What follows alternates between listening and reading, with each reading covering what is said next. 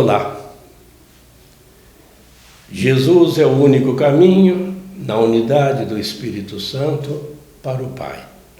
Maria, mãe de Deus e mãe nossa. Vimos isso no encontro anterior, com a oração da Ave Maria, que resume, todo o privilégio que essa humilde serva do Senhor tem, e é a mais famosa de todas as mulheres na história. Não tem nenhuma mulher que alcançou essa grandiosidade, Bendita ela entre todas as mulheres, entre todos os seres humanos, porque é a que está mais próxima de Deus. Mas para rezarmos, ainda não temos mais guias, mais servidores? Claro que temos. Mais guias para as nossas orações. E assim nós vamos terminar o capítulo 2 dessa primeira sessão do Catecismo. Quem são os guias para a nossa oração? Temos guias, sim, no céu, no purgatório e aqui na terra. Sim, vamos ver quem são? São inumeráveis. Inumeráveis os guias para que nós façamos a nossa oração e nós estejamos sempre juntos a Deus, próximos a Deus. Quantos exemplos nós temos de pessoas maravilhosas, muitas que nós nem conhecemos, porque não tem como colocar todos no cânon, serem canonizadas na lista oficial de santos e santas, mas 2000 anos de história, nós sabemos que já tem milhões, bilhões de pessoas santas vivendo na glória terrestre, na glória celeste, onde nós também queremos estar um dia, não é verdade? Então vamos começar o artigo 3 aí, leia comigo. Guias para a oração, uma nuvem de testemunhas. As testemunhas que nos precederam no reino, especialmente as que a Igreja reconhece como santos, participam da tradição viva da oração pelo exemplo modelar de sua vida, pela transmissão de seus escritos e por sua oração hoje. Contemplam a Deus, o louvam e não deixam de velar por aqueles que deixaram na terra, entrando na alegria do Mestre. Eles foram postos sobre muitos. Sua intercessão é o mais alto serviço que prestam ao plano de Deus. Podemos e devemos lhes pedir que intercedam por nós e pelo mundo inteiro. Rogai por nós, santos e santas de Deus. Quantos exemplos, Aqui uma multidão incontável. São João Vianney, Santa Teresinha do Menino Jesus, Santa Teresa de Ávila, São João Batista, São Paulo, São José, a Sagrada Família, aqui São José, São Pedro, quantos santos de nossas devoções, Santo Antônio, São Francisco de Assis, etc. São milhões de santos já canonizados, já estão na glória. As almas também, as pessoas que estão no purgatório também intercedem por nós. Nós rezamos por elas, elas rezam por nós. São amigos de Deus que cumpriram por escritos, que nós temos até hoje. Quantas páginas lindas em livros de excelente espiritualidade que nos ajudam a entender o sentido da vida. E ainda hoje se encontram rezando, intercedendo por nós. É claro que essas orações que nós fazemos aos santos, diante de suas imagens, isso aqui tudo são imagens, mas nós não adoramos essas pessoas, nós só adoramos a Deus. Nós apenas veneramos essas pessoas que deram seu exemplo né, modelar de vida, foram testemunhas de Deus, testemunhas da igreja. Muitos morreram, deram a própria vida, martirizados, sofrendo, né, com torturas, com perseguições, e hoje estão na glória eterna. E eles intercedem por nós, são guias para a nossa oração. Continuemos. Na comunhão dos santos desenvolveram-se ao longo da história das igrejas diversas espiritualidades. O carisma pessoal de uma testemunha do amor de Deus pelos homens pode ser transmitido como o espírito de Elias a Eliseu e a João Batista, para que alguns discípulos participem desse espírito. Uma espiritualidade está igualmente na confluência de outras correntes litúrgicas e teológicas, atestando a inculturação da fé no contexto humano e em sua história. As espiritualidades cristãs participam da tradição viva da oração e são guias indispensáveis para os fiéis, refletindo em sua rica diversidade a pura e única luz do Espírito Santo. O Espírito é verdadeiramente o lugar dos santos, e o santo é para o Espírito um lugar próprio, pois se oferece para habitar com Deus e é chamado de seu templo. O que aqui a igreja quer nos mostrar é que são inumeráveis as espiritualidades que nós encontramos na igreja nesses 2000 anos, desde os primórdios. Com a leitura orante já é uma espiritualidade sui generis, né? Mas ao longo da história, nós temos São João da Cruz, Santa Teresinha do Menino Jesus, Santa Teresa de Ávila, as espiritualidades inacianas, né? A vida dos santos, dos monges, né? Das monjas, dos eremitas, dos beneditinos, né? Todos esses discípulos que nós temos na nossa história da igreja, né? E até hoje pregadores, né, de uma espiritualidade que em retiros e em encontros transmitem tudo isso, né? Essa beleza, fazendo essa introdução nos mistérios de Deus que nós chamamos de mistagogia, para que nós tenhamos uma vida de acordo com a vontade, né, de Deus. É isso que nos mostra o catecismo, como que esses espíritos, né, essa espiritualidade, melhor dizendo assim, ela se incultura em todos nós e nós assimilamos, né, toda essa história em nossas vidas, e isso é de uma utilidade ímpar. Servidores da oração. Vamos ler. A família cristã é o primeiro lugar da educação para a oração. Fundada sobre o sacramento do matrimônio, ela é a igreja doméstica na qual os filhos de Deus aprendem a orar como igreja e a perseverar na oração. Para as crianças, particularmente, a oração familiar cotidiana é o primeiro testemunho da memória viva da igreja, reanimada pacientemente pelo Espírito Santo. Os ministros ordenados também são responsáveis pela formação de seus irmãos e irmãs em Cristo para a oração. Servidores do bom pastor, eles são ordenados para guiar o povo de Deus às fontes vivas da oração.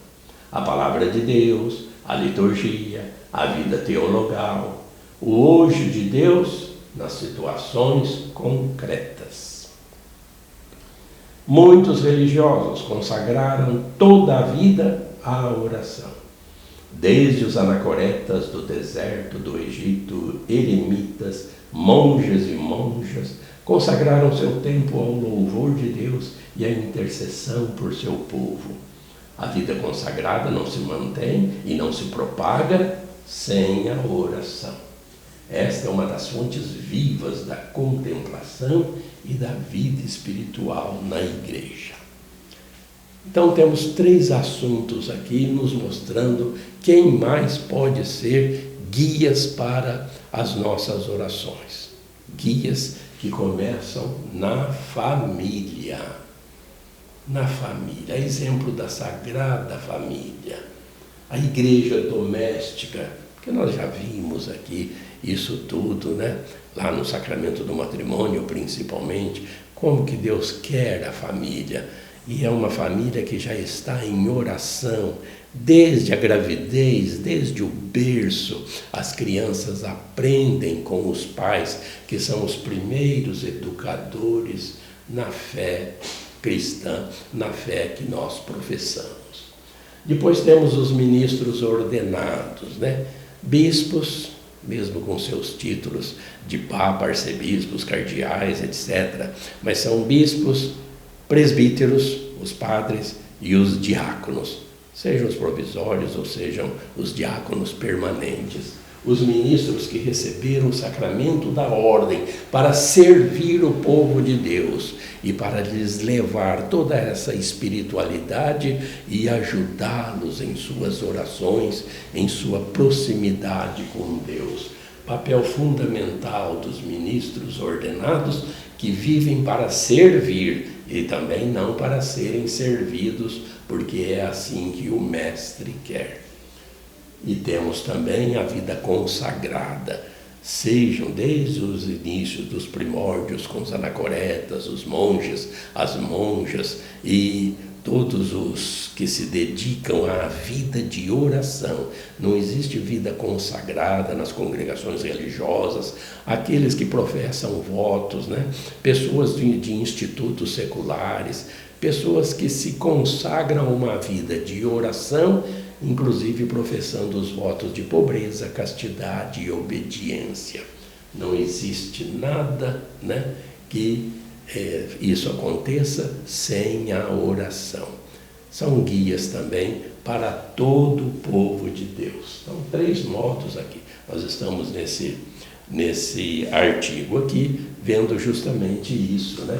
Quem são guias para a nossa oração também, a começar pela comunhão dos santos, que somos todos nós. Mais assuntos a esse respeito. Catequese, grupos de oração. Vamos ler. A catequese das crianças, dos jovens e adultos procura fazer com que a palavra de Deus seja meditada na oração pessoal, atualizada na oração litúrgica e interiorizada em todo o tempo, a fim de produzir seu fruto numa vida nova. A catequese é também o momento em que a piedade popular pode ser avaliada e educada. A memorização das orações fundamentais oferece apoio indispensável à vida de oração, mas importa grandemente fazer com que se saboreie seu sentido. Os grupos de oração e mesmo as escolas de oração constituem-se hoje em um dos sinais e um dos estímulos da renovação da oração na igreja, contanto que se beba nas fontes autênticas da oração cristã. O cuidado com a comunhão é sinal da verdadeira oração na igreja. Em vários aspectos aqui que não podem passar despercebidos. Catequese, a iniciação cristã, não só para receber sacramentos, mas para fundamentar, para dar sentido à vida das crianças, dos jovens e de adultos. Mas ela não pode ser apenas aulas, apenas doutrina, apenas ensinamentos, apenas ciência. Essas catequeses têm que levar todas essas pessoas na iniciação cristã a uma vida de oração. Sem oração não tem jeito, não tem como. Muitos na piedade popular se utilizam de fórmulas. Tudo bem. É bom, né, saber de cor inúmeras orações, mas, perdoe a expressão, não se pode ficar repetindo essas fórmulas como papagaios, a gente diria, né? Mas conhecer o sentido, saborear o sentido que está nessas fórmulas de oração, para que elas não se tornem fórmulas vazias, apenas balbuciar de palavras, porque o próprio Cristo nos fez essa advertência. Não precisa ficar, com muitas palavras na sua oração.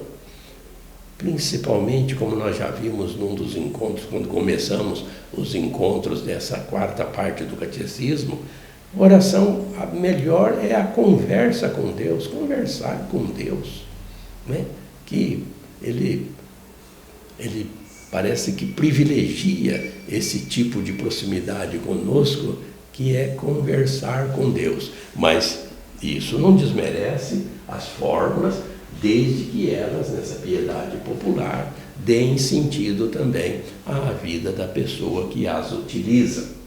Sobre os grupos de oração, o Espírito Santo sopra onde quer. Nós temos inúmeros movimentos na igreja, graças a Deus, que levam as pessoas para ficar em torno do altar, saboreando também a liturgia. Então, todas essas oficinas de oração que nós temos, e o importante está aqui, que a gente não pode desprezar. Fontes autênticas da oração cristã. Não se pode ficar inventando e saindo fora do magistério da igreja. Sempre esse cuidado, os pastores também sempre devem ter, essa comunhão com a igreja, com a oração da igreja, para que não tenha abusos e outros tipos de desvios, em movimentos. Isso é importante também a gente ressaltar. E vamos lá, o Espírito Santo, sempre presente, é Ele que nos faz, que nos acompanha nas orações. Leia aí. O Espírito Santo dá a certos fiéis dons de sabedoria, de fé e de discernimento em vista do bem comum que é a oração. Direção espiritual. Aqueles e aquelas que têm esses dons são verdadeiros servidores da tradição viva da oração. Por isso, se a alma deseja avançar na perfeição, conforme o conselho de São João da Cruz, deve considerar bem em que mão se entrega, pois conforme o mestre, assim será o discípulo, conforme o pai, assim será o filho. E ainda, o diretor deve não somente ser sábio e prudente, mas também experimentado. Se o guia espiritual não tem experiência da vida espiritual, é incapaz de nela conduzir as almas que Deus chama e nem sequer as compreenderá. O que a igreja aqui nos mostra é que nós temos que também buscar, sempre que preciso, diretores espirituais. São guias para a nossa espiritualidade, para a nossa vida. Só que o diretor espiritual, ele não pode apenas, é triste falar isso, ensinar aquilo que não pratica, Aqui, ele tem que ser experimentado, ele tem que saber ser diretor espiritual. Existe formação para isso, mas é imprescindível. São imprescindíveis também os guias espirituais, os pregadores, aqueles que atendem as pessoas. Tem que saber, ter aqui a prudência, essa sabedoria para escutar. Mais do que falar para as pessoas, às vezes elas querem mais falar, desabafar. E o diretor espiritual saberá conduzir essas pessoas para a espiritualidade necessária. Elas estão também nesse processo de formação das pessoas. Diretores espirituais também são guias para a oração. Lugares favoráveis à oração. Não é em qualquer lugar também que a gente vai se sentir bem para orar. Existem momentos em que não é bem indicado, lugares que não são bem indicados. Vamos ver. A igreja, a casa de Deus, é um lugar próprio para a oração litúrgica da comunidade paroquial. É também um lugar privilegiado da oração da presença real de Cristo no Santíssimo Sacramento. A escolha de um lugar favorável é importante para a verdade da oração. 3 tópicos. 1. Para a oração pessoal, pode ser um recanto de oração, com as Sagradas Escrituras e imagens sagradas, para aí se estar em segredo diante de nosso Pai. Numa família cristã, essa espécie de pequeno oratório favorece a oração em comum. 2. Nas regiões onde existem mosteiros, a vocação dessas comunidades é favorecer a partilha da oração das horas com os fiéis e permitir a solidão necessária a uma oração pessoal mais intensa. 3. As peregrinações evocam nossa caminhada pela terra em direção ao céu. São tradicionalmente tempos fortes de renovação da oração. Os santuários são, para os peregrinos em busca de suas fontes vivas, lugares excepcionais para viver como igreja as formas da oração cristã. Então, é claro, a igreja é um lugar fundamental, lugar próprio para a liturgia, para a oração litúrgica da comunidade paroquial. Ninguém se salva sozinho. Nós somos salvos em comunidade, como igreja, por Cristo, com Cristo e em Cristo. Então nós precisamos estar continuamente no templo, né? Pelo menos uma vez por semana, nas missas, né? Na liturgia. Claro, a capela do Santíssimo, a presença real de Cristo, ali no sacrário, onde nós o buscamos, onde nós conversamos com Cristo, presente conosco, né? É o Deus conosco. Capela do Santíssimo, um lugar privilegiado. Aí vem esses 3 tópicos. No primeiro, a gente vê que é bom também em casa nós termos um local com imagens, né? Embora alguns não entendam isso, mas nós já falamos disso tantas vezes que não precisamos repetir, com imagens sagradas, um lugar de recolhimento, onde ali a gente reza com a Bíblia, com as Sagradas Escrituras, dentro de casa, né? A igreja doméstica precisa, sim, de um lugar especial, reservado para as orações diárias. 2. Liturgia das horas, a Lectio Divina. Aqui citam os mosteiros, mas tem muitas comunidades paroquiais que têm também esse hábito de convidar os fiéis para rezar a liturgia das horas, que os clérigos fazem diariamente com as laudes, né, com a hora média, com as vésperas e as completas. Então, é bom também que, se os fiéis tiverem esse tempo disponível, façam, né, essa liturgia das horas onde elas acontecem. E peregrinações aos santuários. No mundo temos inúmeros santuários. Aqui no Brasil a gente sempre destaca a Basílica de Aparecida, mas quantos santuários nós temos no nosso país e também no exterior, em que todos os fiéis relembram sempre nessa participação, nessas peregrinações, nessas romarias, de sua caminhada para a casa do Pai. As procissões, né, essas devoções que nós temos, né, para relembrar no ano litúrgico toda a economia da salvação, toda a nossa história de caminhantes, e essas peregrinações nos reavivam a fé. Então, nós temos inúmeras oportunidades de utilizar essas guias para a oração, conforme nós vimos nesse encontro de hoje. Terminamos aqui o capítulo 2. No próximo, nós já vamos no último capítulo dessa parte, dessa primeira sessão da 4ª parte. Depois que terminarmos o capítulo 3, nós vamos nas reflexões do Pai Nosso. É a segunda sessão. Com calma nós chegaremos lá e você está sempre convidado a continuar conosco.